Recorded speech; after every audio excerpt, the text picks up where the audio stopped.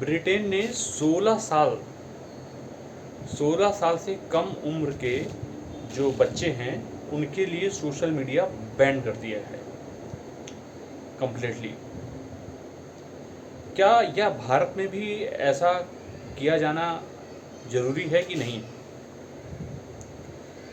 देखिए, मैं इसलिए कह रहा हूँ कि भारत में इसे लागू करना इसलिए इम्पोर्टेंट है कि हमारी 140 करोड़ की आबादी वाला देश है और 65% हमारी जो आबादी है वो यंगस्टर की है।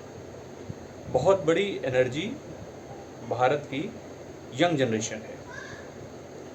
और जैसा कि इंडिया का विजन है 2047 तक एक विकसित राष्ट्र बनना, तो बिना यंग जनरेशन के इंटेलेक्चुअल डेवलपमेंट, फिजिकल और मेंटल डेवलपमेंट के बिना यह पॉसिबल नहीं हो सकता है।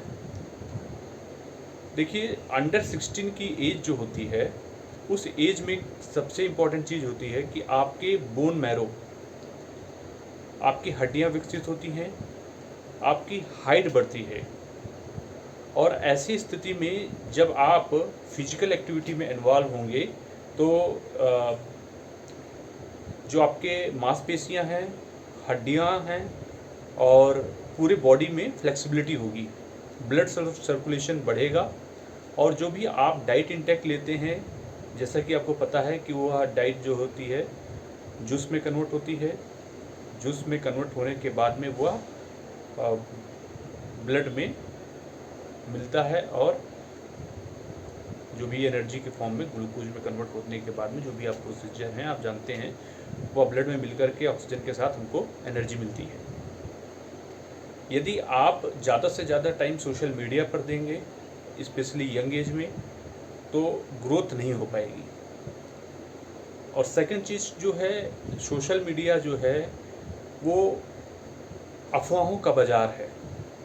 अनवांटेड इन्फॉर्मेशन यहाँ पर बहुत सारी है। तो इतनी ज़रूरत नहीं है अंडर 16 की एज में किसी भी बच्चे को कि दुनिया भर की इन्फॉर्मेशन को अपने सर पे बटोर के रखे।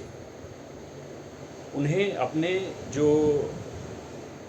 पढ़ाई है, एजुकेशन है, उस पर फोकस रहना चाहिए।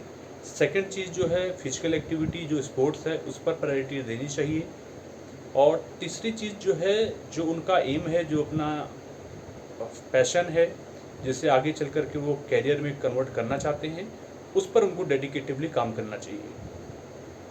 लेकिन यूके में इसे लागू तो कर दिया है, लेकिन मेरा कहने का मतलब क्या है कि एक ही परिवार में माता पिता होंगे, जाहिर सी बात है वो 16 से ऊपर हैं, और अन्य सदस्य भी होंगे। वह सोशल मीडिया का इस्तेमाल करेंगे, मोबाइल फ़ोन का इस्तेमाल करेंगे, इन्फ्लुएंस में बच्चा आएगा। कैसे आप उसे कंट्रोल करते हैं यह आपको जानने की ज़रूरत है। यह नियम और कायदे जो सरकार ने लागू किया है, इसमें गाइडलाइंस और अवेयरनेस की ज़्यादा ज़रूरत है।